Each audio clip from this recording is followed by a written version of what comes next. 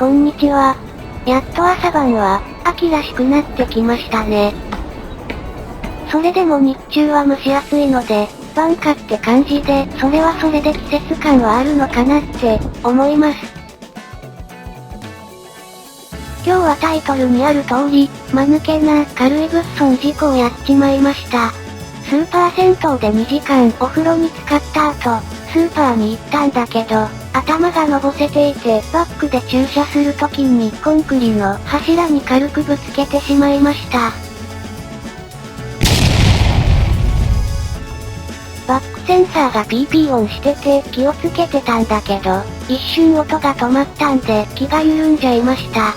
暗かったし、ルームミラーで確認してたんだけど、気がつかなかったっていうか、気が抜けちゃってたんでしょう。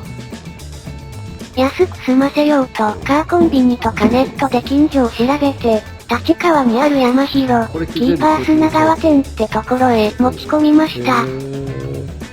この中でコーティングしてるんですか？そうですね、基本で色々なですね、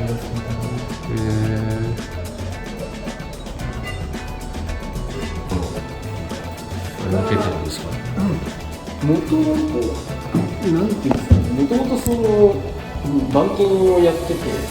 あ、もともと板金屋なんですか？そうですね、逆に言うと、ここで急遽コーティングを始めて、あ、そうなんですか？で、そっちの方が儲かるから手間かかんないし、うるさいこと言わないし、お客さんもピタピタになってれば。まあ、そうですね、板金難しいもんね。基本的にコーティングをさせていただいて、それがすごいなんか、売れが良かったみたいで、そうなんですか？でもここコーティング専門店にしようということで、ガソリンスタンドと一緒になってるんですか？そうですね、併設でやってて、大元のそのキーパー技研っていうのがあって、あ、そうなんですか？そうですね、キーパーラボっていうところで、そこのサービスをここの店でやらせていただいているので、キーパーの看板を。損で仕上がりですが、見た目完全に綺麗に直っていました。た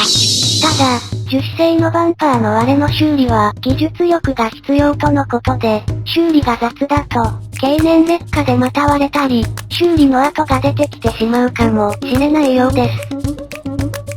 ちなみに修理料金は6万円と消費税で6万4800円でした。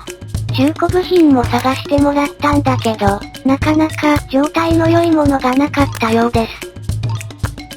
ここのお店、対応も良かったし、部品持ち込みなら他の修理もできるとのことです。私が言うのも恐縮ですが、皆さんも事故には十分注意してください。今日の動画はここまでです。ご視聴ありがとうございました。